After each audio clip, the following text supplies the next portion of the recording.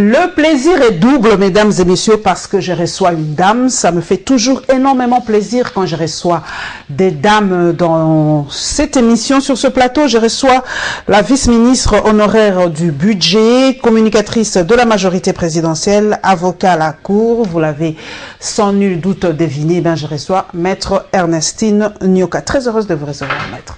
Merci Madame Paulette, le plaisir est partagé. Voilà, communicatrice de la majorité présidentielle, comment se porte cette plateforme et comment ça se porte? La plateforme se porte très bien. La plateforme par rapport aux enjeux de l'ère, elle est en train de se préparer. Nous avions très récemment inauguré notre centrale électorale et aujourd'hui nous sommes en train de mettre la machine en marche plutôt, excusez-moi. Et là nous avons déjà certaines personnalités qui ont été désignées, qui sont en train de suivre une formation sur le processus électoral. Donc vous êtes prêts aujourd'hui, les partis faisant partie de la majorité sont déjà prêts pour les élections. Candidate cette fois-ci, Maître Ernestine, à la députation nationale ou d'autres ambitions? Bon, je verrai la députation nationale ou le sénatorial, l'un des deux. L'un des deux. L'un des deux, sûrement. Voilà, nous prenons le premier sujet, mesdames et messieurs, c'est deux points de presse. Coup sur coup, le point de presse du porte-parole du gouvernement, Lambert Mende au Malanga, et le point de presse de la mission onusienne au Congo. Plus de détails dans ce premier condensé, mesdames et messieurs.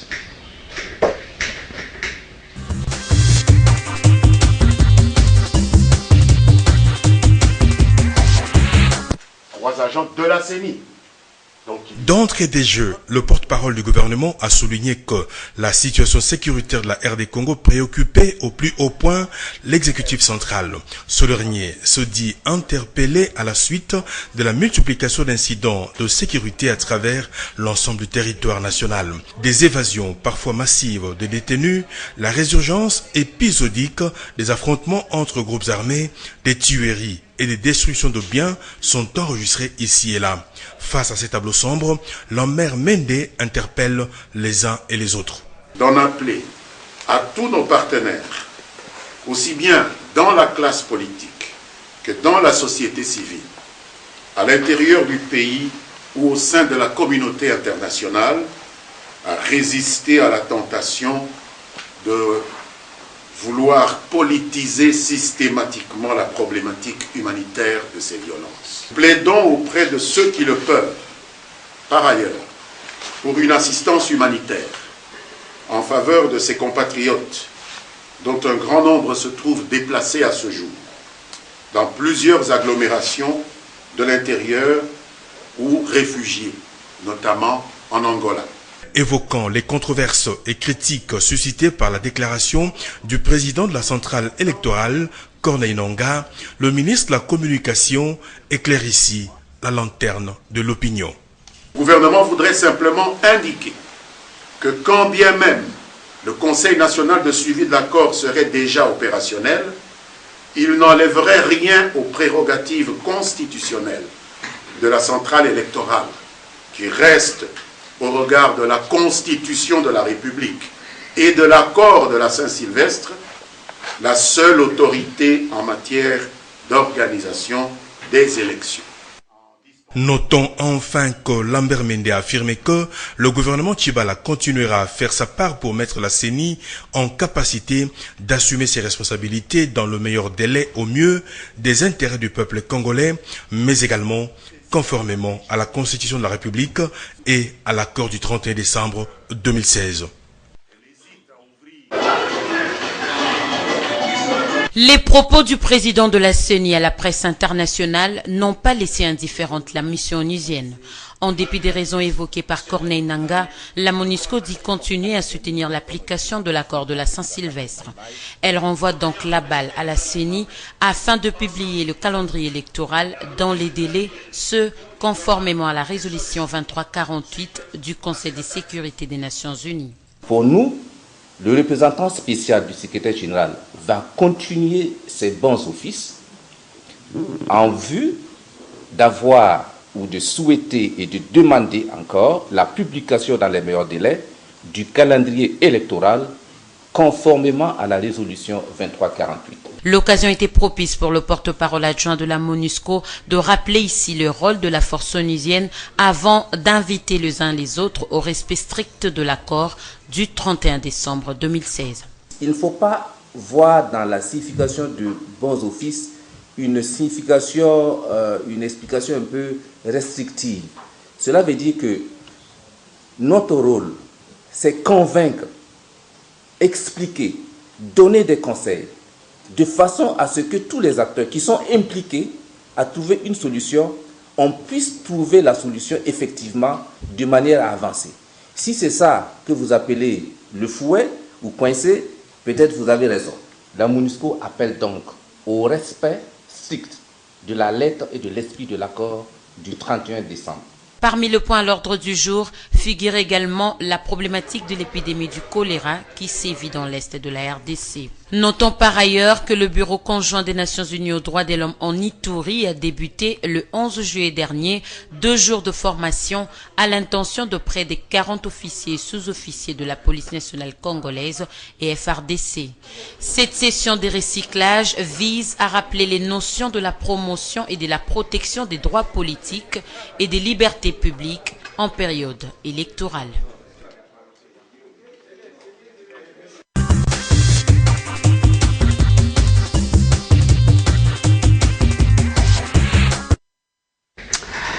Madame Ernestine Nyoka, nous avons suivi le porte-parole du gouvernement. La situation sécuritaire est assez préoccupante. Et dans les réseaux sociaux, moi personnellement, j'ai lu un membre de la majorité présidentielle, Patrick Kanga pour ne pas le citer, qui demande au chef de l'État qu'on mette, peut-être le terme n'est pas approprié, qu'il y ait en fait l'état d'urgence en République démocratique du Congo. Vous partagez cet avis aussi?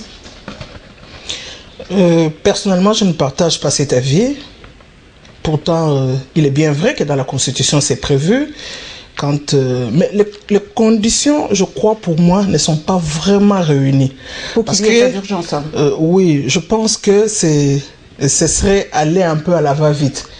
Il faut quand même qu'il y ait l'insécurité dont on se plaint. Par exemple, dans la ville de Kinshasa, si on doit décréter l'état d'urgence dans la ville de Kinshasa, il faut que le fonctionnement lui-même des différentes institutions de la République soit mis à mal. Comme par exemple, quelle institution, madame? Que ces institutions-là ne sachent soit bloquées, que dans leur fonctionnement, qui est, excusez-moi la tautologie, dysfonctionnement. Comme le gouvernement, par exemple, soit dans les capacités de se réunir ou de travailler, par exemple. Au-delà du gouvernement, ce n'est pas la chose, la seule institution. Il y a l'Assemblée nationale, il y a le Sénat lui-même, il y a la présidence des choses de la République. Il y a toutes ces institutions-là. Est-ce que vraiment aujourd'hui, nous ne sommes pas à même de sécuriser la ville de Kinshasa, de sécuriser la RDC de manière générale? Je ne pense pas, bien que la Constitution le prévoie. Je crois qu'il faut un nombre d'éléments qui puissent concourir pour qu'on se mette à l'évidence que, effectivement, l'insécurité est tellement forte et tellement grandissante qu'il va falloir faire l'application de ces dispositions pour aller à l'état d'urgence. Vous êtes avocate de formation, de fonction, et par rapport à ces évasions, moi, il y a des internautes qui m'ont dit de vous poser la question, si par exemple, ceux que vous avez condamnés, par exemple, ou ceux que vous avez soutenus à l'époque, ont été condamnés et aujourd'hui sont dehors, est-ce que vous vous sentez personnellement menacé par ces évasions, Maître Ernestine Nyoka? Je ne peux pas dire que je ne peux pas dire que moi je me sens personnellement concerné. Je dis que la République entière se sent personnellement en insécurité par rapport à ces faits. Parce qu'il n'y a pas que les événements de Kinshasa, il y en a eu dans le Congo central, il y en a eu dans le... Dans le Maïndombe, dernièrement. Oui, Congo central, je n'ai pas voulu citer tous les... Oui, parce qu'il y a eu Kassangoulou et tout. Et puis, dans le Nord Kivu, à Beni, je crois une partie dans le Katanga, je crois du côté Tanganyika. Quelque chose comme ça, à moins que je me trompe. Et donc, ce n'est pas simplement une question de Kinshasa. Et comme ce n'est pas simplement une question de Kinshasa, ce n'est pas ma personne qui doit se sentir interpellé, c'est tout le peuple congolais qui doit se sentir interpellé. Et donc, ces questions-là, des choses de sécurité, sont des questions sur lesquelles vraiment nous devons, je dirais moi, plus conscientiser non seulement la police pour qu'elle fasse son travail, mais aussi nous-mêmes, la population, chacun autour de nous, quand les choses marchent, lorsqu'on se sent en insécurité et que vous savez que vous avez un voisin, vous avez, je sais pas, quelqu'un que vous connaissez, mais il faut pouvoir dénoncer pour que la police arrive à faire son travail. Mais la faille de l'État congolais. Au-delà de cela, c'est pour cela que je dis qu'il faut plus conscientiser la police. Mais au-delà de cela, il y a une remise en question aujourd'hui de la sécurité autour de nos bâtiments pénitentiaires. Quel genre d'éléments de police, quel genre d'éléments de police mettons-nous autour de ces institutions, de ces infrastructures, et puis quel type de sécurité? Parce qu'aujourd'hui, il faut dire que nos bâtiments ont une certaine vétusté. Il faut dire aussi qu'il y a par rapport à la vétusté, il y a un surpeuplement dans nos prisons. Il y a un certain nombre d'éléments qui entrent en concours et qui font que les personnes s'évadent. Et donc, ce ne sont pas des faits qu'il faut politiser. Ce sont des faits de société. Y a-t-il une main noire? C'est vrai que vous dites qu'il ne faut pas politiser, Lambert Mende l'a dit, mais il y a des gens qui pensent qu'il y a une main noire. Pourquoi maintenant? Pourquoi cette année, l'année où il devrait se tenir les élections, Maître Nsenyuka, pourquoi il y a tant d'évasion? Pourquoi ce n'était pas l'année passée? Pourquoi il n'y a pas 2 ans? Pourquoi cette année et précisément à ces moments-ci? Il est possible, Madame Paulette, il est possible qu'il y ait quelque part qu'il y ait des mains noires. Il est possible parce que rappelez-vous, lorsqu'il y a eu l'évasion à la prison centrale de Makala, beaucoup de détenus, ce qu'on croit dire être des détenus politiques, auraient pu s'évader. Mais il y en a un bon nombre qui sont restés. Même parmi les autres les plus connus. Oui, voilà, les plus connus. Ils auraient pu aussi s'évader. Mais non, simplement, des gens sont venus, on a extrait Nemwanda Semi de la prison. Et donc, moi, je dis que rien à faire, on ne peut pas politiser les choses. Bien que dans l'esprit des Congolais, les choses doivent devenir politiques. Je crois qu'il y a une sonnette d'alarme qu'il faut tirer. La sonnette d'alarme, c'est que nous devons refaire le système pénitentiaire, que ce soit en matière d'infrastructure, que ce soit en matière de sécurité, les personnes qui sont commises à la garde et une certaine sécurité aujourd'hui plus modernisée, plus moderne que ce que nous avons. Vous avez suivi, je crois que tout ça là, ce sont des éléments qui doivent entrer en concours pour que réellement nous puissions... personnellement, Maître Ernestine, avez-vous suivi la sortie médiatique de Corneille Nangaa sur Télé5? Vous l'avez suivi personnellement? Oui, je l'ai suivi personnellement. Et comment avez-vous jugé sa sortie? Bon, Madame Paulette, moi je vais vous dire une chose qui à mon sens, à moi, ne m'engage d'abord que moi. J'ai observé la situation aujourd'hui, comment ça se passe, les enrôlements. J'ai observé la situation quand nous sommes allés au dialogue, celui de la Cité de l'Union africaine. Le dialogue de la Cinco, comme nous l'appelons, qui a donné l'accord de Saint-Sylvestre, que nous appelons aussi accord de Cinco. Quand vous regardez les deux textes, l'un parle des élections d'avril 2018, qu'on peut être prêt. C'était l'expertise de la CENI. Et un autre, celui de la Cinco, qui parle de décembre 2017, avec toujours l'expertise de la Cinco, des choses de la CENI, excusez-moi. Il y a un tâtonnement. Il y a un tâtonnement parce que la pratique a subi des pressions, Maître. La pratique sur terrain. Des évêques ou de l'opposition pour dire que c'est possible en décembre 2017. Il y a une pression de part et d'autre, je dirais, mais il y a une pression particulièrement de l'opposition qui voudrait aller aux élections très vite. C'est un droit légitime. Mais je crois qu'au-delà du droit légitime, il faut voir qu'est-ce que nous avons comme logistique, qu'est-ce que la CENI a comme logistique par rapport à ce qui se passe, la matérialité sur terrain. C'est ça l'élément principal. Et lorsque je me retourne, toujours sur mon avis personnel, lorsque je me retourne par rapport aux différents experts des organisations internationales qui ont aussi donné à l'époque leur avis sur les élections, je crois retenir que l'OIF n'a pas porté des gants que pour dire que même en 2018 que les choses étaient un peu hypothétiques. Et donc pour moi c'est à la CENI de nous appeler, nous les acteurs politiques, de nous donner l'expertise telle qu'elle a fait. C'est bon, mais maintenant il faut nous donner une meilleure expertise avec des éléments concrets, nous démontrant qu'il n'y a pas une partie qui va tirer les ficelles, que ce soit ni de la majorité, que ce soit de l'opposition. Pas toutes ces ficelles, pas toutes ces pressions, avec calcul fait. Aujourd'hui, on est déjà à Kinshasa, on est au Congo central, on est à 33 millions d'enrôlés. Il y a encore l'espace Grand Kasaï qui n'a pas encore connu, qui va commencer incessamment, oui, mais qui n'a pas encore connu les enrôlements. C'est que ça peut nous prendre comme temps, parce qu'après l'enrôlement, il faut tenir compte que il faut faire le nettoyage de ces fichiers.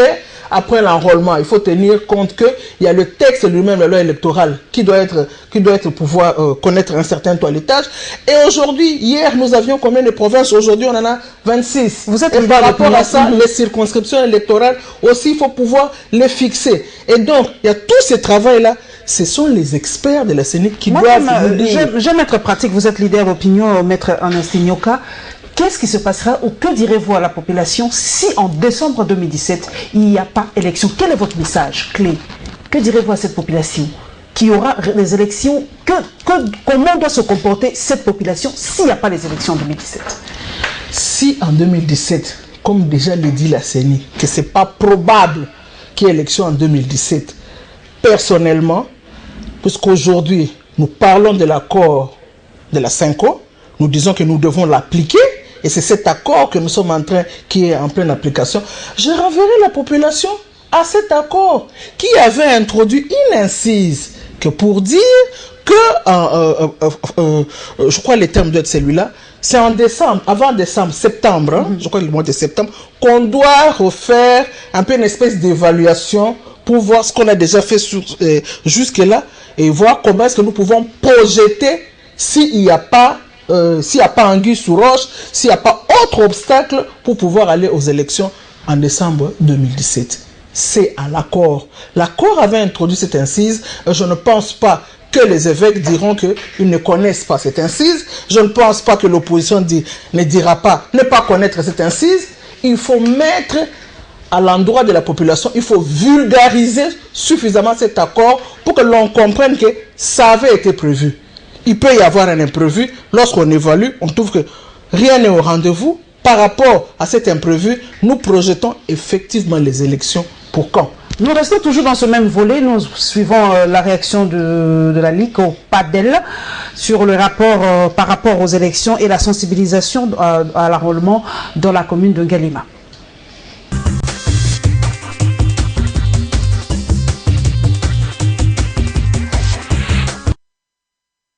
C'était le 7 juillet dernier que le président de la CENI a relevé l'impossibilité d'organiser les élections en 2017. La Ligue au PADEL soutient que ce renvoi samedi des élections est illégal et arbitraire. Il s'agit pour la Ligue congolaise, pour la paix, les droits de l'homme et les élections, d'une atteinte grave aux droits des votes des Congolais. Patrick Pindou, directeur exécutif de la Ligue au PADEL, demande à Corneille Nangaa de démissionner. La Ligue congolaise pour la paix, les droits de l'homme et les élections Ligue-au-Padel est opposée au schéma de report des élections en RDC. Et elle demande à la population congolaise de rester vigilante suite aux manœuvres de la Commission électorale nationale indépendante et des acteurs politiques congolais, même ceux de l'opposition, qui sont dans les mêmes jets. En outre, la Ligue-au-Padel demande au président de la CENI et tout son bureau de pouvoir démissionner s'ils sont incapables d'organiser les élections présidentielles et législatives nationales et provinciales qu'ils ont promis au peuple congolais d'abord en décembre 2016 et ensuite en décembre 2017.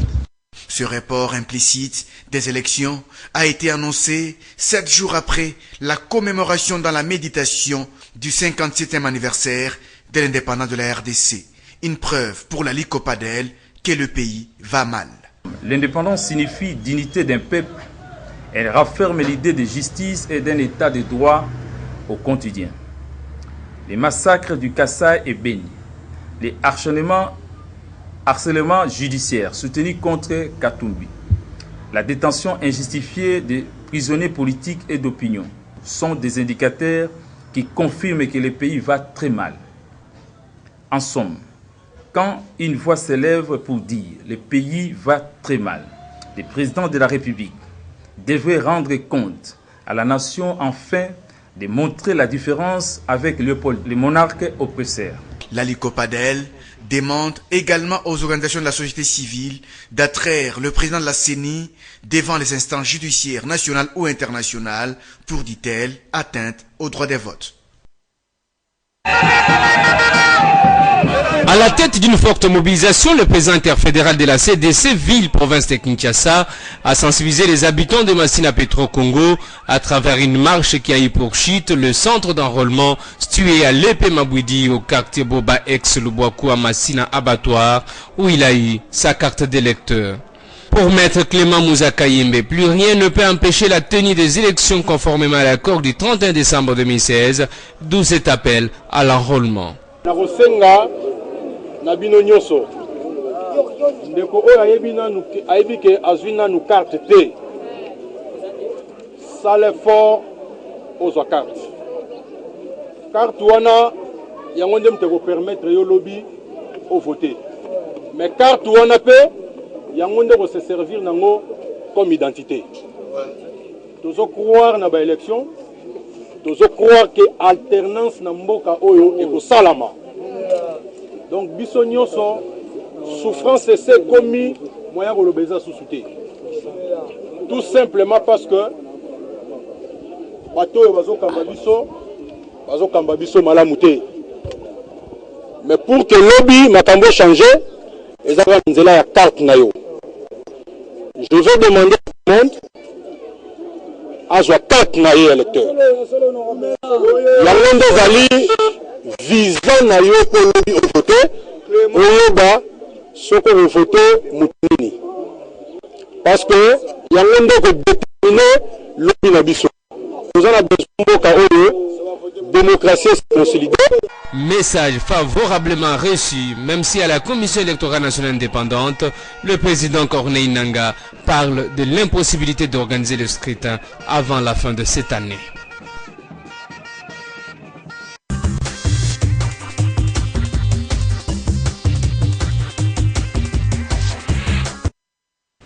J'ai un juriste avec moi, j'aimerais bien savoir, Maître Ernest, y a-t-il ce délit de non-droit au vote, comme on l'a dit tout à l'heure. Donc c'est illégal le fait que Nangaa ait dit qu'on ne peut pas organiser les élections en décembre 2017. Y a-t-il un délit de non-droit de vote? Non, pas du tout. Pas du tout. Le président Corneille Nangaa a simplement dit que pour décembre 2017, il y a une impossibilité probable de pouvoir organiser les élections. Il n'a pas retiré aux Congolais le droit de pouvoir aller aux élections. Et d'ailleurs, il faut aller loin, au-delà du président Corneille Nangaa, au niveau du gouvernement. La CENI qui a pris des engagements avec le gouvernement sur un tableau précis des montants qui doivent être décaissés par mois pour pouvoir organiser les questions électorales. Eh bien, la CENI, le gouvernement remplit sa part. J'ai avec moi le vice-ministre honoraire. Vous nous dites réellement que le gouvernement, vous étiez à l'époque, est-ce que le gouvernement de l'époque remplissait réellement sa part par rapport à la CENI? Ah madame, ça je peux taper la main sous la poitrine et le dire avec fierté que le gouvernement Matata 2, dans lequel j'ai été membre, nous donnions chaque fin du mois à la CENI ce que lui revenait de droit. Et d'ailleurs, c'est parce que la CENI était servie que la CENI a fait tous le tour des provinces aujourd'hui pour faire ces enrôlements. Si la CENI n'avait rien reçu, parce qu'il faut noter que la communauté internationale qui nous met la pression n'a jamais rien donné. Ni aujourd'hui, ni hier, ni même lorsque nous avions fait des élections de 2011, quand bien même ils avaient promis des choses, la communauté internationale... C'est pas le calendrier électoral, peut-être oui, mais en 2011, il n'y avait pas de calendrier électoral. La communauté internationale n'a jamais rien donné. Et donc, il y a eu une volonté par le président de la République, par le gouvernement de la République, que de pouvoir aller aux élections. La volonté est là, elle se manifeste par les actes matériels. Si vous faites attention, vous verrez qu'à chaque étape, la CENI va à l'aéroport, va recevoir différents kits qui entrent dans le processus électoral. Est-ce que le pays va mal selon vous, Maître Nestin? Je ne peux pas dire que le pays va très bien. Je pourrais dire que sur le plan économique, c'est vrai, nous avons une sérieuse difficulté. Aujourd'hui, nous avons par exemple le taux du dollar qui est en train de flamber. Et donc sur les marchés, les prix des différents produits sont aussi en train de galoper. Et ça, c'est une difficulté réelle. En tout cas, ça me fait plaisir. J'ai encore un membre du gouvernement Matata avec moi. Ça me fait plaisir. Sous Matata, le dollar stagnait ou en tout cas était à un taux de 9. Si je peux m'exprimer comme le Congolais moyen. Aujourd'hui, le dollar est à presque 17, le double. Comment expliquez-vous que sous Matata, c'était aussi stable et aujourd'hui, ça dégringole? Qu'est-ce qui se passe? Vous étiez au budget. Expliquez-nous un peu ce phénomène. Bon, il faut dire que les questions économiques du pays, pour les traiter avec une certaine froideur, le Premier ministre à l'époque, Matata, aimait bien le dire qu'il faut préserver les cadres macroéconomiques. Je me rappelle qu'à l'époque, tout le monde s'est fâché, il disait on ne mange pas les cadres macroéconomiques. Dans les cadres macroéconomiques, il y a un certain nombre d'éléments qui interviennent. Il y a le taux de change lui-même, il y a le taux de croissance, il y a l'inflation, il y a les prix intérieurs sur les marchés. Donc, tous ces agrégats, les PIB, tous ces agrégats mis ensemble, c'est ça qui nous donne la stabilité. Mais seulement, on ne fait pas cette stabilité seul. La primature, oui. Le gouvernement avec finances, budget, économie et plan. Et ensuite, vous faites intervenir la Banque centrale et tous ces différents acteurs mis ensemble, les choses peuvent être discutées pour voir comment on stabilise. Mais... Aujourd'hui, qu'est-ce qui se passe? Mais, c'est pour cela que je fais le mais. Déjà, à notre époque, c'est vrai, nous étions encore autour de 98. Et lorsque nous regardons même les taux sur lesquels est fixé les salaires de fonctionnaires, nous sommes encore à cet ancien taux. Il y a eu des difficultés malgré économiques. La promesse du Premier ministre Tchibala qui a dit qu'il allait payer au taux de 14, Madame, normalement. Moi, à l'époque, lorsque différentes chaînes de télévision m'ont posé la question sur le budget qui a été déposé, j'avais dit que c'était un chapelet de bonnes intentions et qu'il n'y avait pas une évaluation, une estimation quelconque de certains éléments. Le budget, on dit que c'est un élément technique. C'est vrai, c'est un élément technique. Ça appelle le concours de tous, un certain nombre de calculs pour que l'on se dise qu'on y va. Mais même lorsqu'on dit qu'on y va, il y a les questions internes qui vont vous emprisonner, mais il y a aussi les questions, particulièrement les questions internationales qui vont aussi vous emprisonner. Sur le plan international, les choses ne sont pas reluisantes.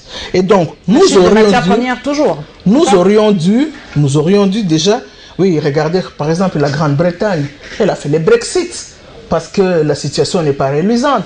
Quand vous sortez de la Grande-Bretagne, vous allez vers les États-Unis d'Amérique.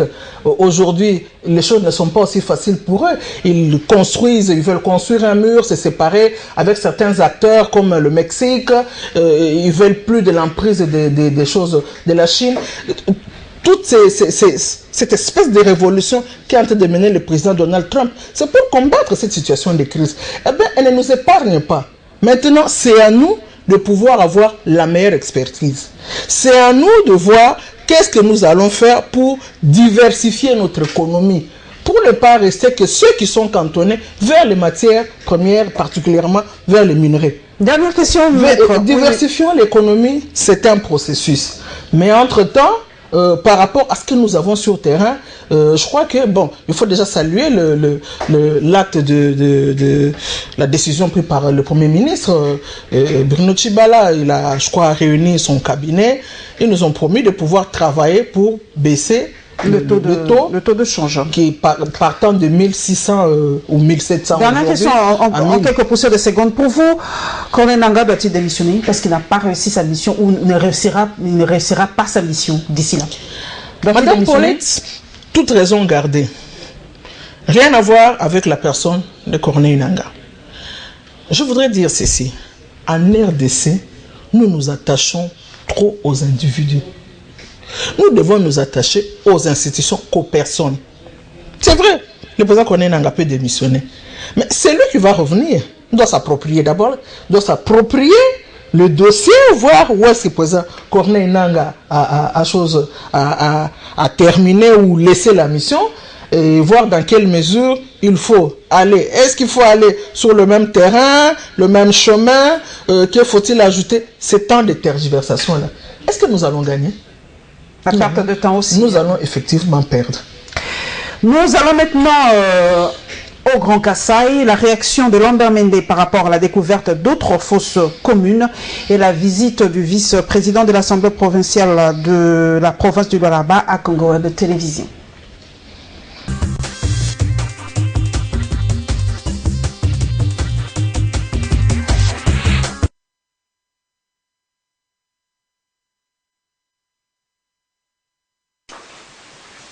Selon les informations en notre possession, que le ministre de la Justice, ministre d'État, ministre de la Justice et garde des Sceaux m'a communiqué ce matin, il a été rapporté par la mission conjointe, conduite par le parquet militaire congolais, travaillant avec la cellule d'appui aux poursuites CAP de la MONUSCO et le Bureau conjoint des Nations Unies aux droits de l'homme, que les sites ci-après ont d'ores et déjà été visités par des enquêteurs. Il s'agit de 3 sites, notamment à Diboko.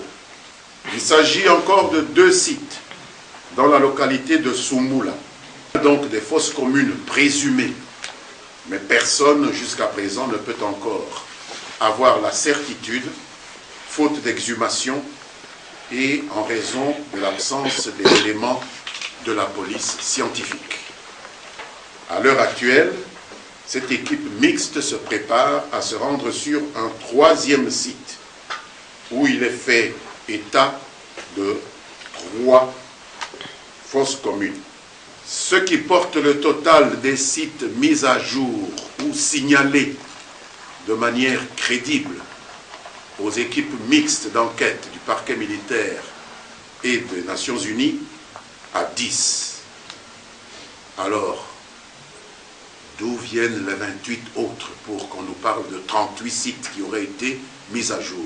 Nous sommes intéressés à le savoir et nous invitons quiconque détiendrait les informations sur les 28 autres sites à les communiquer, s'il vous plaît.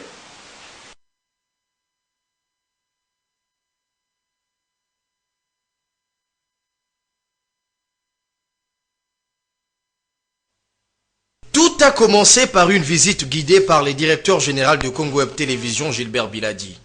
D'abord à la cabine d'énergie solaire qui alimente tous les bâtiments de Congo Web Télévision en passant par la rédaction et la régie d'antenne. Kanao Kayombo Germain, vice-président de l'Assemblée provinciale de Lualaba, se dit émerveillé par les dispositifs techniques de Congo Web. Il livre ici les objectifs de sa descente à la télévision haute définition. Nous voyons souvent sur les écrans Congo Web. Comme je me trouve à Kinshasa dans une ville familiale, j'en ai profité pour passer sur Faites dans vos installations pour vous connaître. Je suis très content d'être reçu dans les installations de Congo Web et je pense que nous allons cheminer ensemble jusqu'à l'aboutissement du projet que nous voulons commencer. Justement, le dit partenariat tient sur la visibilité des actions menées par l'Assemblée provinciale du Lualaba. Nous suivons les émissions à la télévision.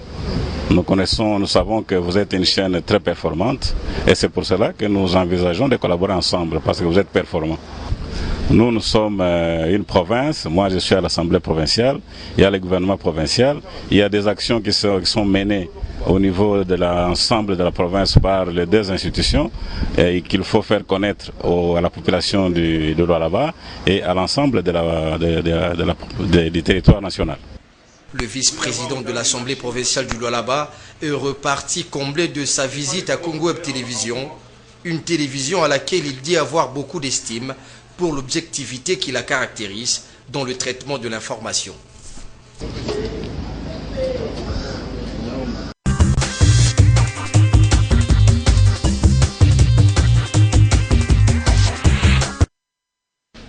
Maître Ernestine, nous en sommes aux chiffres. Réellement, il y a combien de fosses communes au Kasaï?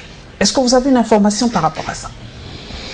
Non, il faut dire qu'au début, lorsque l'on a commencé à parler de fosses communes, il avait semblé, selon certaines personnes, on a parlé de 40 fosses communes. Et les choses ont évolué. Lorsque la justice congolaise, particulièrement, c'est la justice militaire qui est à pied d'œuvre sur terrain. Aujourd'hui, c'est officiellement 10, dont on a vu réellement la présence. Et le ministre Mende vous dit qu'il faut attendre encore plus exhumer. Mais déjà, ce qui est vu, ce sont les 10. C'est aussi ça que je disais même au début de l'émission. Les Congolais doivent contribuer. La bonne volonté de voir le pays aller de l'avant. Lorsque vous avez une information, donnez l'information. Si certaines personnes connaissent dans quelle autre forêt, savane, où est-ce que village ou dans un district, où est-ce qu'on a mis, fait une autre fosse commune, il faut donner l'information, ça permet d'avancer. Mais c'est vrai que moi, je le répète, je ne suis pas régionaliste ni provincialiste si le mot existe, mais je sais que vous êtes peut-être originaire du Grand Kasaï. La question que l'on se pose, que faites-vous, vous, personnellement, pour aider cette population du Grand Kasaï? L'humanitaire, Maître Ernestine Nyoka, que fait Maître Ernestine Nyoka pour aider ses frères du Kasaï? Je crois que la question ne devait pas se poser en ce terme. Parce que personnellement, je crois que si vous aviez suivi les choses, les informations au moment le plus culminant des problèmes qui se sont posés particulièrement dans le Kasaï central, parce que c'est là le cœur du problème. Les notables de la province du Grand Kasaï, de manière générale, se sont retrouvés autour du vice-premier ministre Chadari pour pouvoir voir qu'est-ce que nous pouvons faire pour que la situation du Grand Kasaï puisse trouver quand même quelques pistes donner quelques pistes de solutions. Nous avions donné un mémorandum, nous avions travaillé, personnellement j'étais aussi dans cette commission, nous avons travaillé et avions donné nos idées à nous pour que l'on puisse trouver des solutions quant à ce problème-là. Pourquoi cette situation perdure? Pourquoi on ne parvient pas à éradiquer ce mal dans le Kasaï? Bon, je crois quand même qu'il y a une évolution. Hein. Lorsque vous regardez ce que ça a été depuis l'année passée, lorsque le problème a commencé, décembre et aujourd'hui en juillet, avant le passage... Le nombre de déplacés internes, Maître Ernestine, vous connaissez le nombre de Kassaïens qui sortent et qui fuient, surtout en Angola, je suis en train de vous dire qu'il faut observer que la situation a quand même évolué. Il y a des réfugiés en Angola, certes. Il y a même des réfugiés dans les provinces avoisinantes. Tout autour. Hein, tout autour, à Idiofa, il y en a plein dans le Congo central. Vers Loufou, il y en a tout plein. Il y a vraiment beaucoup de populations qui sont déplacées. Il y en a d'autres qui jusqu'à aujourd'hui sont là, mais sont en brousse. Parce que nous-mêmes, nous avons de la famille et donc nous avons l'information. Et je dis qu'aujourd'hui, il y a une évolution par rapport à lorsque le conflit a débuté et par rapport à lorsque le Premier ministre Chadari a fait l'une de ses premières descentes et le chef de l'État a fait ses descentes. Aujourd'hui, plus ou moins, les choses deviennent de plus en plus un peu claires. Il n'y a plus, comme c'était dans le temps, les massacres à répétition, parce que là, c'était des décapitations à répétition. Les choses sont en train d'évoluer. On n'est pas encore à massacre zéro, c'est vrai, mais... on peut quand même observer que les élèves qui n'avaient pas fait les épreuves des examens d'État et ceux qui n'avaient pas fait les épreuves les TENAFEP, aujourd'hui quand même il y a eu l'organisation ces élèves ont passé les examens. On est encore en train davantage d'organiser des choses des secondaires. Évidemment, ce n'est pas tous. On est en train de regrouper. Les gens quittent un certain nombre de secteurs, de districts pour se retrouver, se regrouper dans des centres bien précis pour faire. Et donc, il y a une évolution. Est-ce une guerre tribale au Kasaï, Maître Nestinuka? Non. Le peuple kassaïen, je sais que ce n'est pas un peuple tribal, comme on aime le dire, c'est un peuple vantard. Quand il a un peu d'argent, il montre qu'il est dans une bonne situation. Mais c'est un peuple, résultat, quand vous regardez, ils s'adaptent partout. Ils sont pleins dans le Grand Katanga. Ils construisent comme s'ils étaient chez eux. Parce qu'ils sont chez eux, ils se sentent chez eux. Vous allez à l'Est, à Goma, à Bukavu, ils sont là. Comme s'ils étaient chez eux, parce qu'ils sont chez eux. Vous allez dans le Congo central, vous avez vu les problèmes que Nemwanda Semi a voulu faire à toutes les choses, les ressortissants. Voilà, des autres provinces, principalement encore les Kassaïens. Mais nous sommes là, comme si nous étions chez nous, parce que nous sommes chez nous, effectivement, les Kassaïens partout dans la République, les Kassaïens chez lui. Donc, les attitudes de rejeter les autres, du tribalisme, n'est pas le fort du Kasaï. Et donc, il ne s'agit pas d'un conflit tribal, mais il s'agit d'un conflit coutumier qui n'a pas pu être jugulé à temps et qui a dégénéré, qui a donné lieu aux tireurs de ficelles dans tous les sens, il y a une récupération même au banditisme. Politique, hein, selon vous? Des deux côtés, parce en tout cas, de part et d'autre. Les noms ont été cités, peut-être je ne suis pas là pour de part et d'autre. De part et d'autre, nous tous nous avions suivi, nous espérons que les enquêtes qui ont été ouvertes au niveau du procureur général de la République doivent faire leur bonhomme de chemin pour que la situation puisse être éclaircie. Il n'y a personne qui peut aimer entendre, même si vous n'êtes pas de cette province, mais vous êtes congolais, savoir qu'on est en train de décapiter la population et savoir que certains prennent plaisir à voir une situation pareille perdurer, même si l'on a besoin d'un poste politique. Je ne pense pas que c'est la meilleure voie pour y arriver.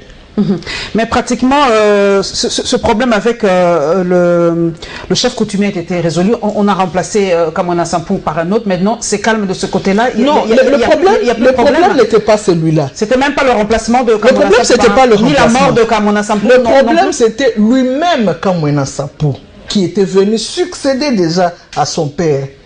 Au niveau de la famille, je crois qu'ils avaient déjà fait les réunions et il y avait une entente au niveau de la famille. Mais maintenant, il restait du côté que j'appelle l'officiel.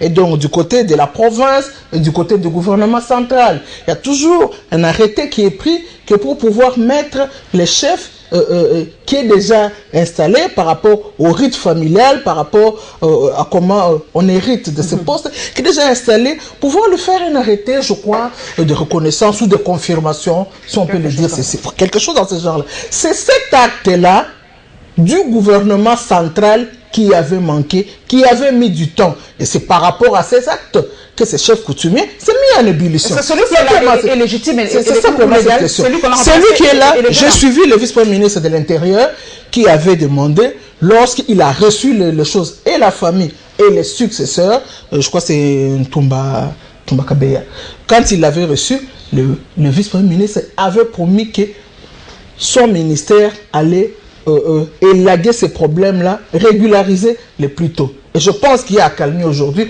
parce que ces chefs est dans ce droit. Nous poursuivons, mesdames et messieurs. Nous revenons à Kinshasa. Panique cette semaine. En tout cas, c'était ce vendredi au centre-ville de Kinshasa. Il y a eu, comme vous le savez, l'assassinat de l'administratrice du marché central et de quelques policiers, de quelques Congolais à Kinshasa, quelques Kinois à Kinshasa. Et deuxième sujet de ce condensé, la menace de grève de professeurs.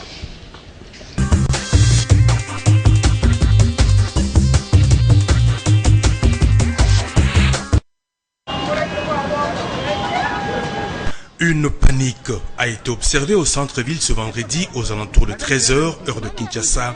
La commune de la Gombe, du moins dans sa partie commerciale, a commencé à se vider peu à peu de ses habitants et le bureau également. Sur les grandes artères, des longues files de passants se dirigeaient tous en sens unique. Hommes, femmes et enfants regagnaient leur domicile sans avoir achevé leurs activités quotidiennes. Une seule causerie entre les marcheurs. Ils échangeaient sur une attaque probable des présumés adeptes de Buntu Dia Congo. Vous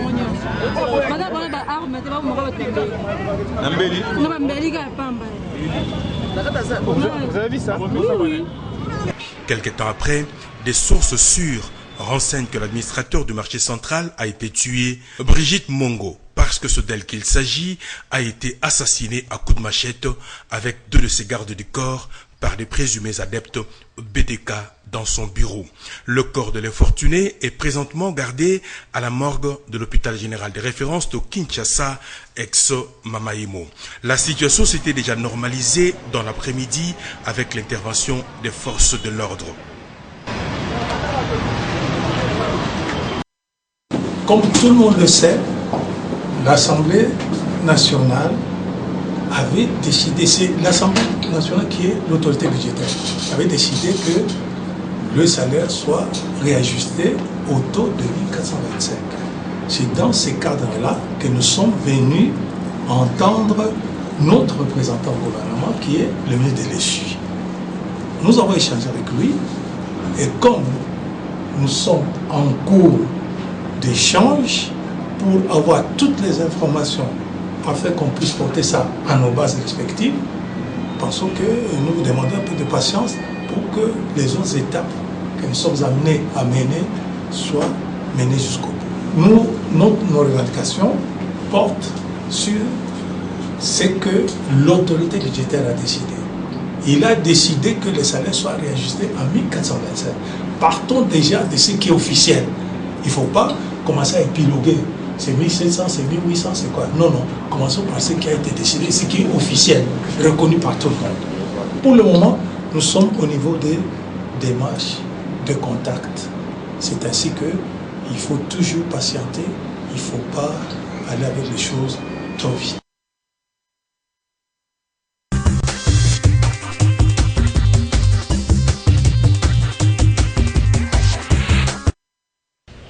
Maître Ernestine Nyuka, vendredi c'était vraiment la panique à Kinshasa. Où étiez-vous lorsque ces événements s'est déroulés, maître? Si ce n'est pas un secret d'État, bien sûr. Non, ce n'est pas un secret d'État. J'étais à mon cabinet d'avocat sur le boulevard du 30 juin, là, non loin de la Régie des Eaux. Il est vrai qu'à un moment, j'ai vu...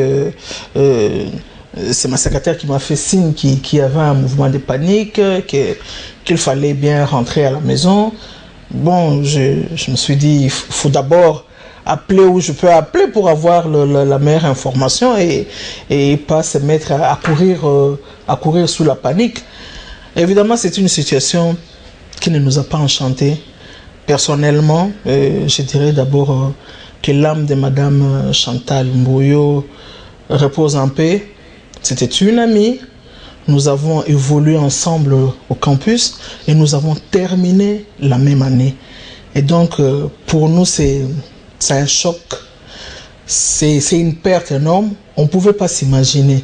Mais bref, je crois que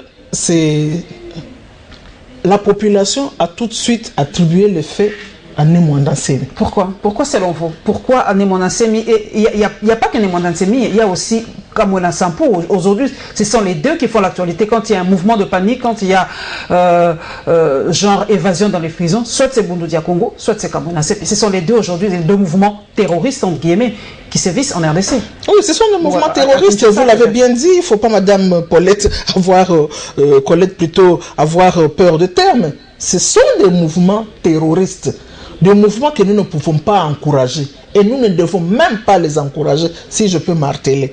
Je crois que s'il y a quelque chose qui se fait, une situation d'insécurité, la population s'attache à ces deux mouvements, tout simplement parce que nous laissons beaucoup de place à la rumeur. L'information vient peut-être après, où l'information n'est pas donnée à temps utile, ou n'est pas donné de manière, je crois, adéquate. En ce moment-là, un chacun spécule, suppute de sa façon. Mais comment on ne parvient pas, c'est vrai que c'est un mouvement terroriste, même en Europe, c'est assez difficile d'arrêter les terroristes, mais quand même, comment on ne parvient pas à arrêter ces gens? Comment on peut à connaître leur identité? On ne peut quand même pas vivre sous cette psychose. On n'est pas à Paris, on n'est pas à Mossoul, on n'est pas à Bagdad, on est à Kinshasa. Kinshasa ne peut quand même pas vivre ça à chaque fois. On ne peut pas ne pas savoir que l'on sort le matin, n'est pas revenir le soir. C'est Kinshasa la capitale, c'est Kinshasa la belle. Comment on ne parvient pas à arrêter malgré les fouilles systématiques je crois depuis la semaine... Madame Colette, peut-être qu'on ne vous a pas donné...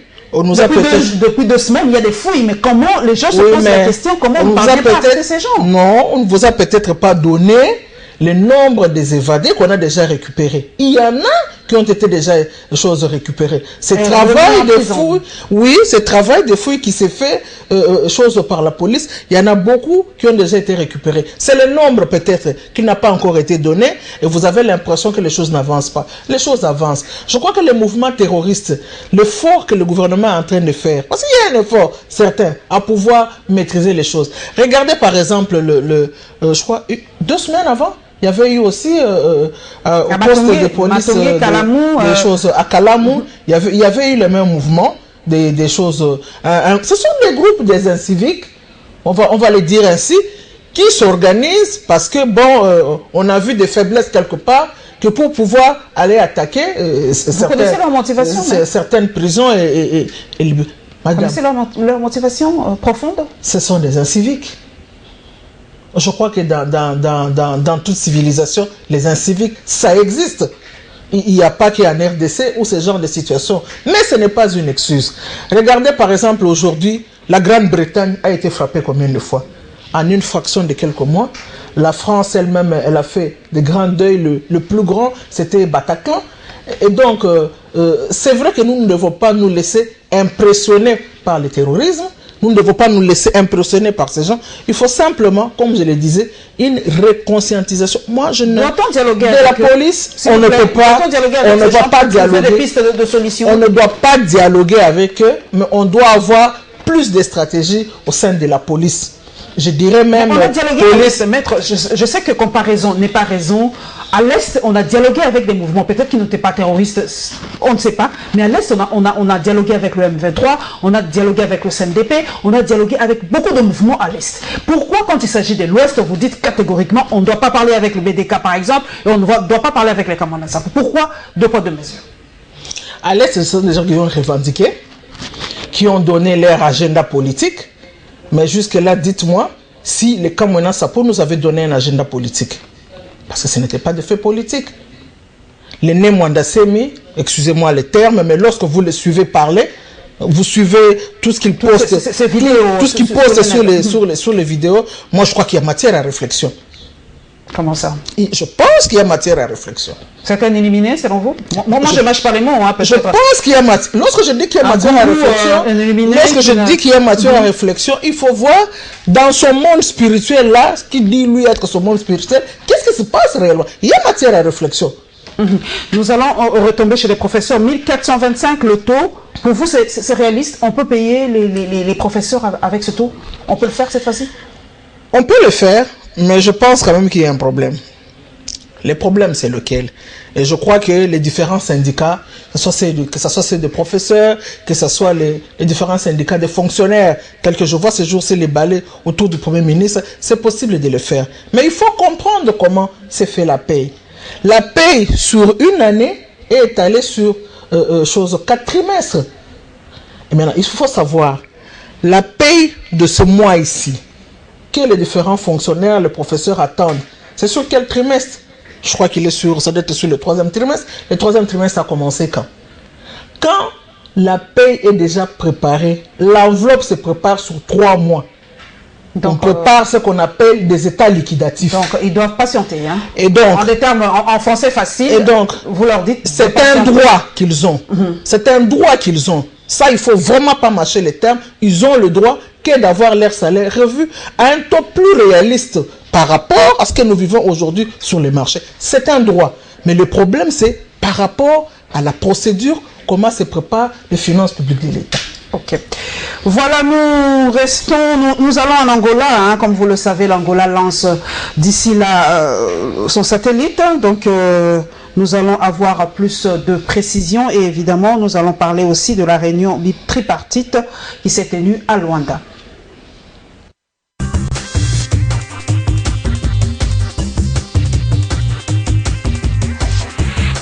o ANGOSAT, este satélite angolano que vai entrar em órbita em 2017, portanto este ano, ainda antes de agosto, está no bom caminho, e a contraparte russa. Les relations bilatérales entre la RDC et la République d'Angola sont au beau fixe. Pour preuve, elles viennent d'être consolidées à travers une nouvelle collaboration dans le secteur de télécommunications. La République démocratique du Congo est le premier pays africain à être invité à la cérémonie du lancement de la commercialisation du tout premier satellite angolais dénommé ANGOSAT 1, comme l'a d'ailleurs annoncé la télévision officielle angolaise TPA1.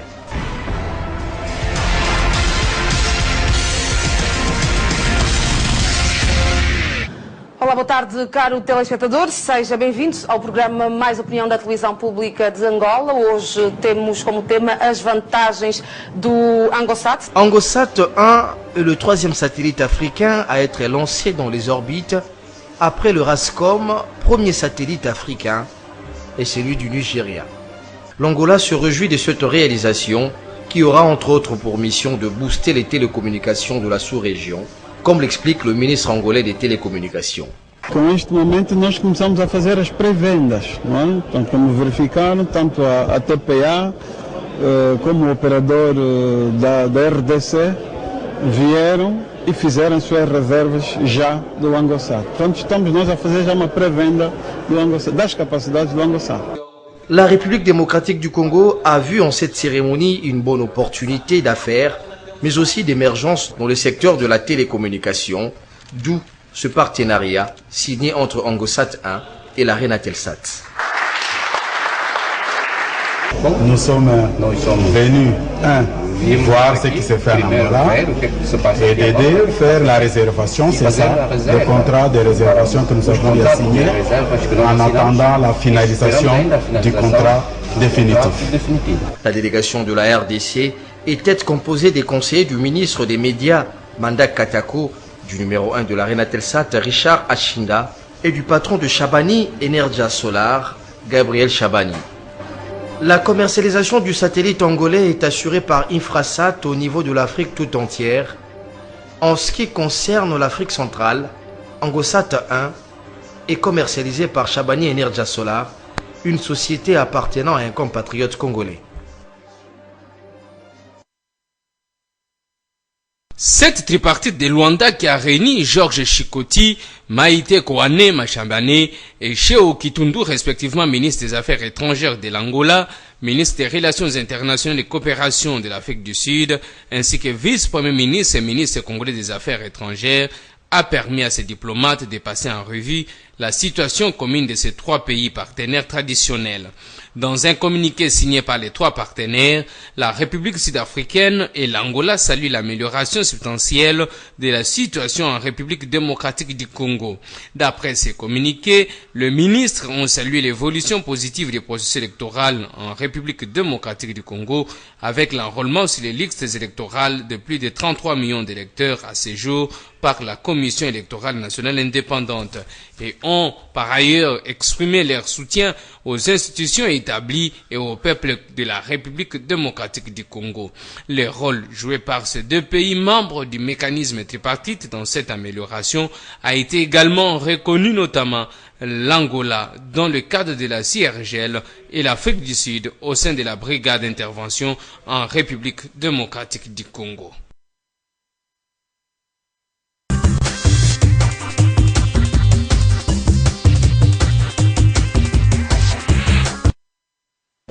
Maître Ernestine, est-ce que vous comprenez le soutien de nos voisins?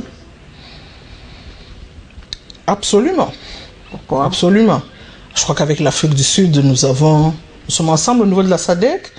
L'Angola, il y a la communauté des choses, des grands lacs que la CIRGL.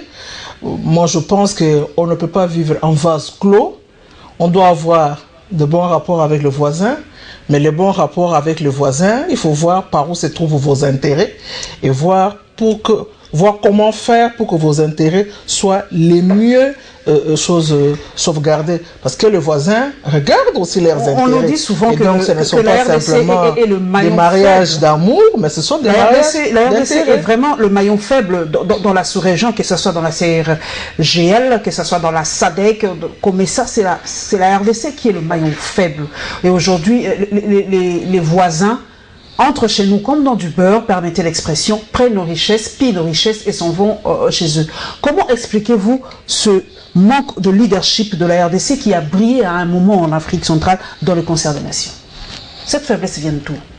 Des différentes guerres? Ça vient d'où? Je crois que c'est parti pas des récentes guerres. Hein. Il faut dire que le leadership a subi un coup lorsque la République a eu plusieurs républiquettes. À l'époque où nous avions été obligés d'aller au dialogue intercongolais pour faire les 1+4. Parce que cette époque-là a nécessité non simplement que les politiciens s'entendent pour se mettre ensemble, ce qui était une bonne chose, mais aussi prendre dans ce que j'appelle nos organes des choses de sécurité, intégrer dans la police, intégrer dans l'armée les différents éléments.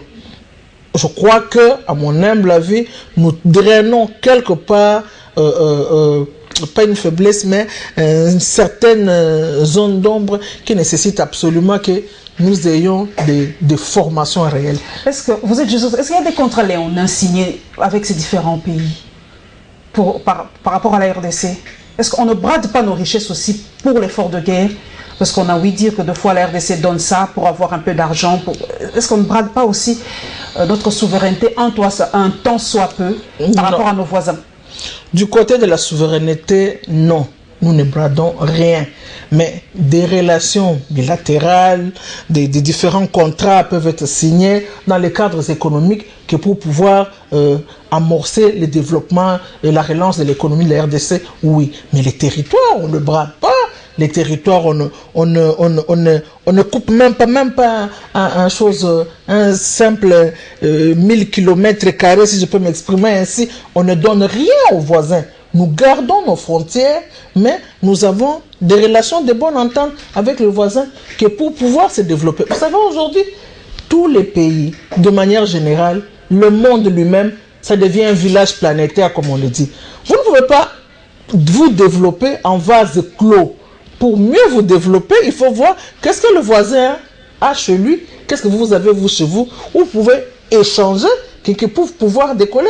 Regardez par exemple ce que nous avions fait dans le temps avec les contrats chinois qui nous ont permis d'amorcer un bon nombre de travaux, surtout en matière d'infrastructure. Il y avait une avancée, mais qu'est-ce que l'Occident nous a fait? Quand ils se sont rendus compte que nous avons trouvé une autre piste de solution où on peut faire une réelle coopération sud-sud. Ce que je voulais dire, c'est que la coopération sud-sud paye souvent. La coopération sud-sud, nous y sommes. Vous avez vu que l'Angola lance son satellite ANGOSat 1. Est-ce que nous ne sommes pas en retard aussi, Maître Ernestine? C'est vrai, vous allez dire, la RDC est un pays post-conflit, l'Angola aussi. Comment expliquer cette avancée de l'Angola aujourd'hui dans ce domaine? Et pourtant, nous, dans la télécommunication et tout, nous leur damons un peu le pion, si je peux me permettre. Je crois que nous, lorsqu'on regarde notre télécommunication, c'est plus les privés. Quand on regarde l'évolution vraiment des télécommunications, c'est plus les privés. Et dans votre élément, vous avez démontré que celui qui va commercialiser, la société qui va commercialiser, c'est même pas l'Angola, c'est une société congolaise qui va commercialiser. Nous avons toujours notre leadership d'une manière ou d'une autre, mais il nous faut plus d'organisation. Ça, je ne peux pas craindre de le dire. Nous avons beaucoup de défis. Ça, il faut le noter. Nous avons énormément de défis à relever. Maintenant, ça dépend des priorités que nous avons. C'est par rapport aux priorités qu'on peut mettre certains programmes sur le terrain. Nous revenons en tout cas avec l'économie parce que le franc congolais aujourd'hui, en tout cas nous allons rester déçus. La dépréciation du franc congolais, j'ai avec moi l'ancien vice-ministre honoraire, en tout cas nous allons encore replonger sur ce dossier de la dépréciation du franc congolais et évidemment le FMI, notre rédaction a réfléchi à haute voix sur le soutien du Fonds monétaire international en RDC.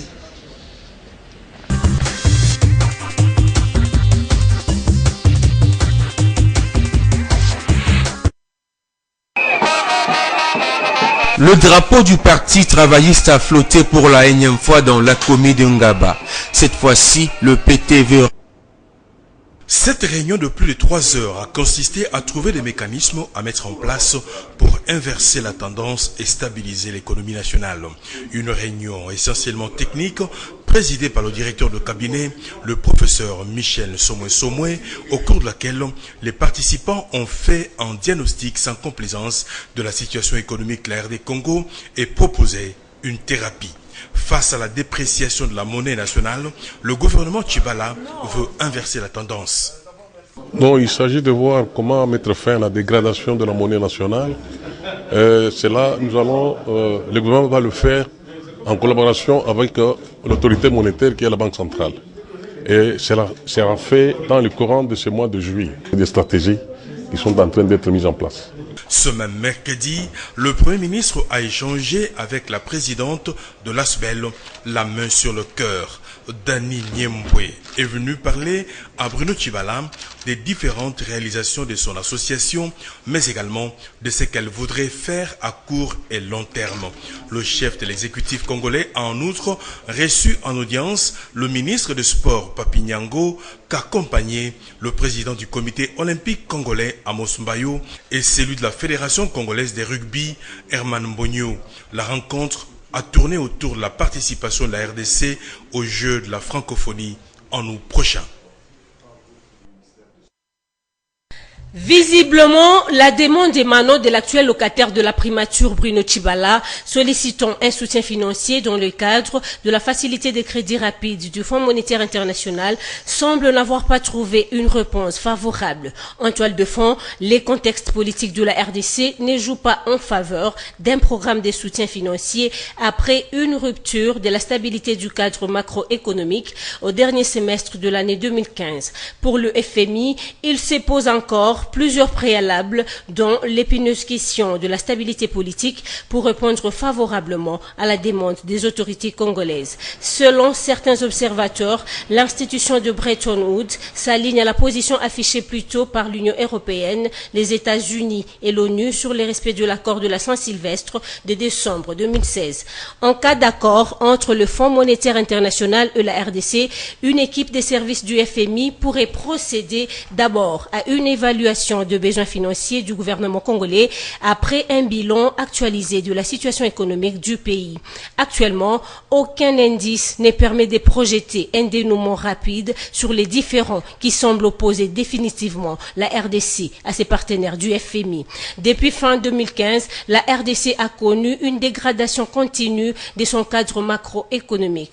Le pays court désormais les risques de revenir à la case de départ après tant d'efforts pour les stabiliser. La chute des matières premières a contribué certes à ruiner la croissance enregistrée depuis plus de 5 ans. Sur le marché d'échange, le franc congolais est au plus mal, soit 40% de dépréciation en 2016 et la tendance s'est poursuivie au premier semestre 2017. La grande crainte réside forcément autour de l'incertitude sur la donne politique et l'accalmie politique est indispensable pour espérer relancer l'économie de la République démocratique du Congo.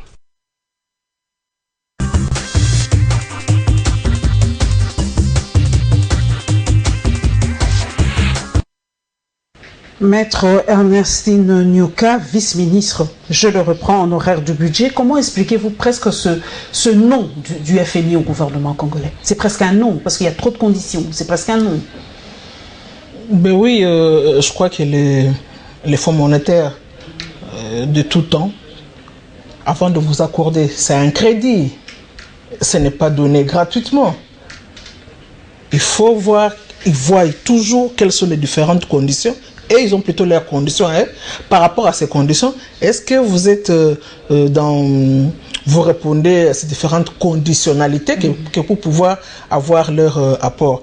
Moi, je pense que nous devons avoir la culture de la continuité du pouvoir, la continuité des services publics de l'État, la continuité des institutions telles que la Constitution le dit en son article, je crois, 69.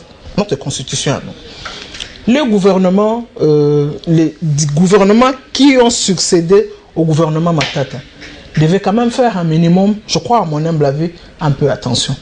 Parce que remarquez bien, nous sommes partis, le gouvernement Sami Badibanga est venu, le dollar a commencé à faire une montée vertigineuse. Une vraie montée vertigineuse. Évidemment, à l'origine, il y a plusieurs problèmes. Mais il y a aussi, je crois, une inattention de nous, acteurs politiques. Lorsque vous faites de nouvelles coupures à grande valeur faciale et que vous ne faites pas faire contribuer les autres secteurs, et donc vous ne prenez pas des mesures d'encadrement nécessaires. Genre planche à billets, maître. Oui, ça ressemble à une planche à billets. On se cache peut-être, on se voile la face, mais ça ressemble à une planche à billets. Depuis cet instant, il y a une confiance qui est partie avec le franc congolais. Remarquez bien que les gens ne voulaient pas de nouveaux billets et que malheureusement, dans les circuits, il y a eu aussi des faussaires qui se sont mêlés. Madame Colette, si vous ne produisez rien, mais vous prenez encore ce que vous avez comme fonds, sans encadrement nécessaire, vous imprimez de nouveaux billets. Il y a un coût à ces nouveaux billets. Dans la production, vous n'avez rien. Vous donnez un coût à cette économie. Déjà que sur le plan international, nous avons notre problème des minerais, les minerais sur lesquels nous sommes toujours accrochés. Il y a un problème. La Banque centrale, avec ce qu'elle a comme matelas de réserves en devises, lorsqu'elle fait ce genre d'opération, mais elle éponge ses réserves. C'est une solution à court terme, mais ce n'était pas une solution à long terme. Déjà à notre époque, nous avions sollicité les FMI. Elle avait dit oui. Nous avions... Il avait dit oui. Non. Écoutez-moi d'abord. Nous avions sollicité les FMI. Pas pour entrer en programme avec eux. Okay. Nous avions sollicité les FMI pour avoir une rallonge budgétaire. Nous avions travaillé avec eux. Ils ont vu comment se faisaient les recettes, comment on mobilisait les recettes et comment les dépenses de finances publiques de l'État se faisaient.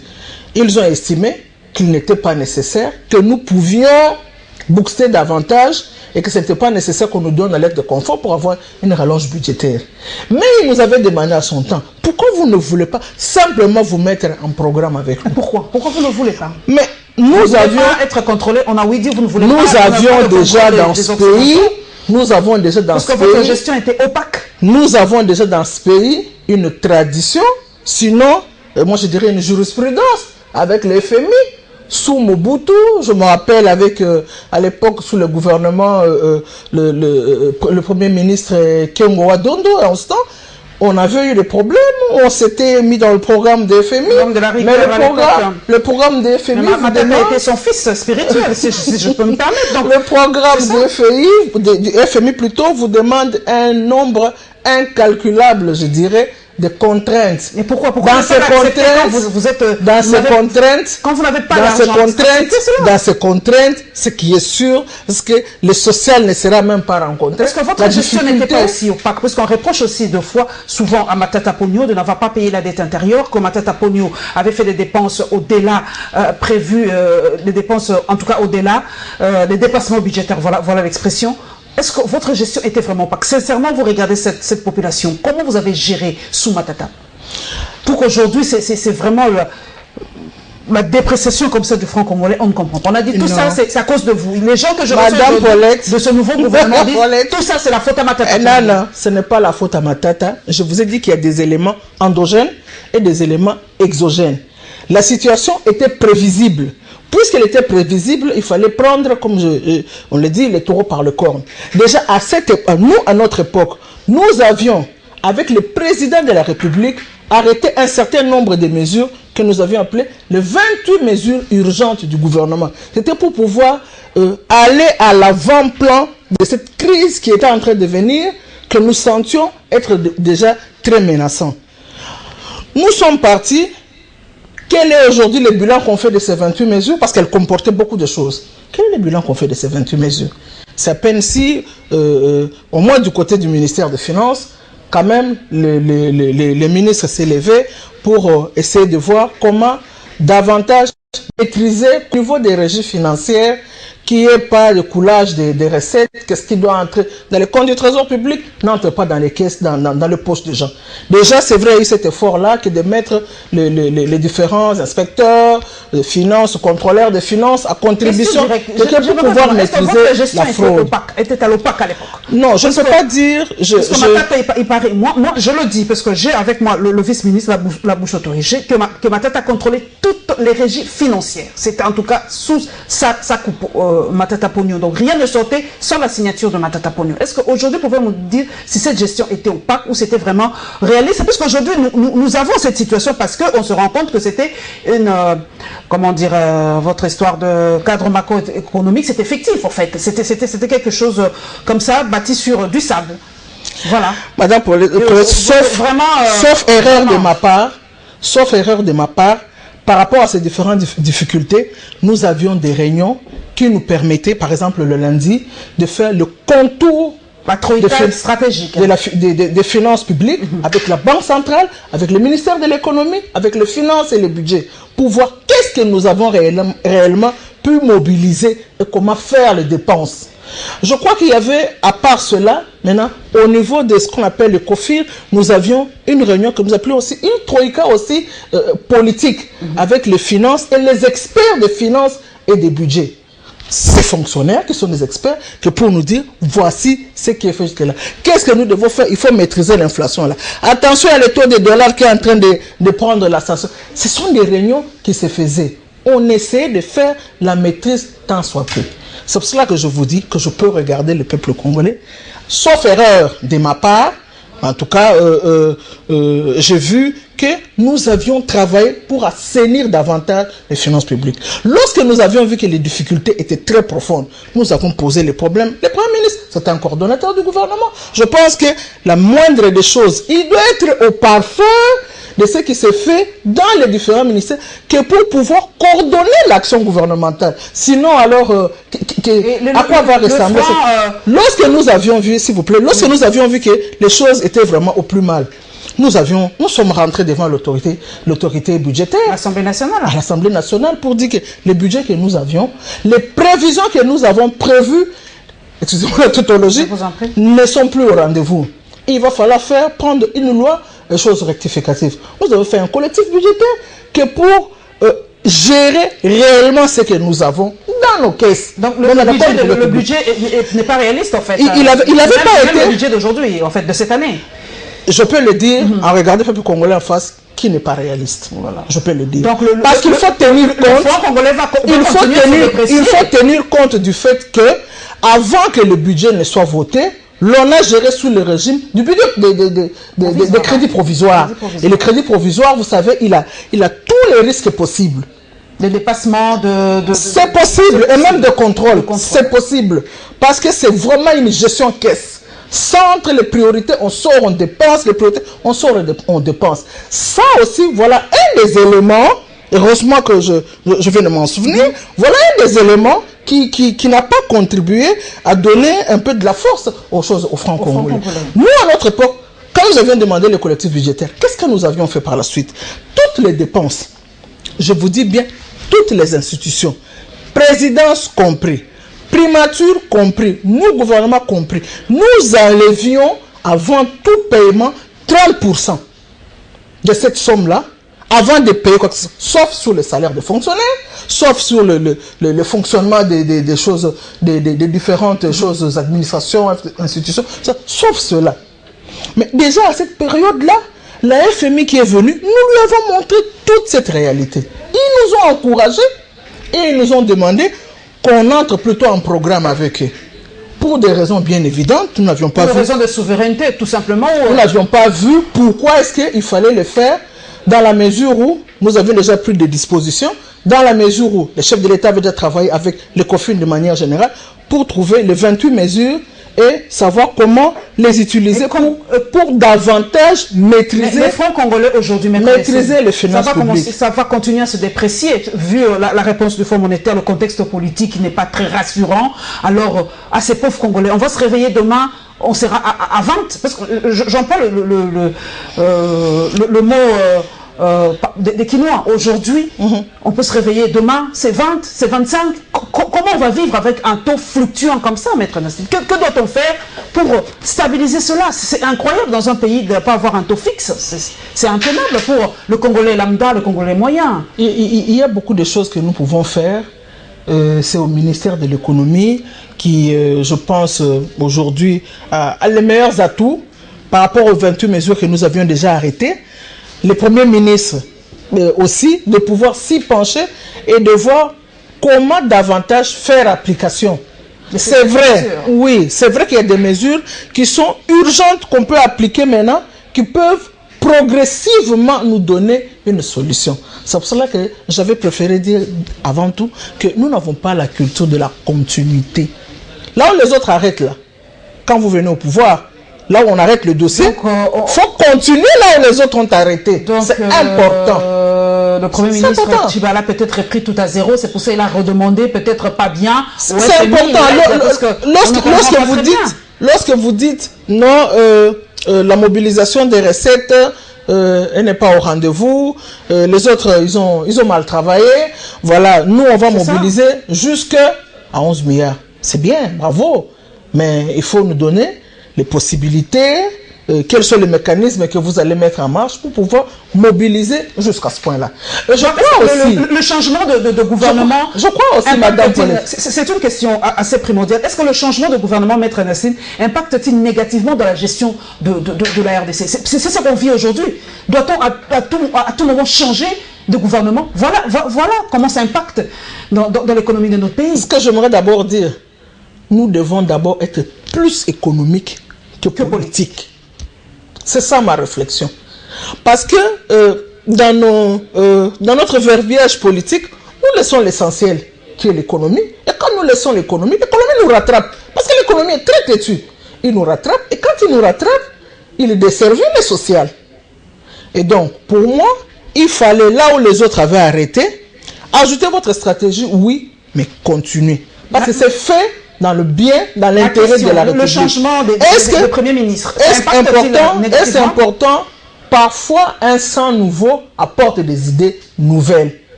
Mais pas forcément. Pas forcément. Mais à condition, je me rajouter la condition, à condition que là où l'autre avait arrêté, continuez, ajoutez ce que vous avez pour davantage renforcer. Je crois que c'est ça le principe. Voilà, merci Maître Ernestine Nyoka d'être passée à la barre. Ça m'a fait énormément plaisir. Moi, je suis du genre, j'aime toujours avoir les femmes sur ce plateau. Merci à vous d'être venu à Info 7 parler vraiment surtout du franc congolais. Comme vous l'avez dit, on néglige souvent l'économie et pourtant l'économie nous rattrape toujours. Merci donc à toute l'équipe technique, à Guy Lukoki et à Maurice Gigandou et Freddy Kipimo à la régie. Merci à tous mes followers sur les réseaux sociaux, dans les réseaux sociaux, et merci à celle qui m'a habillée aujourd'hui, Karine Pala.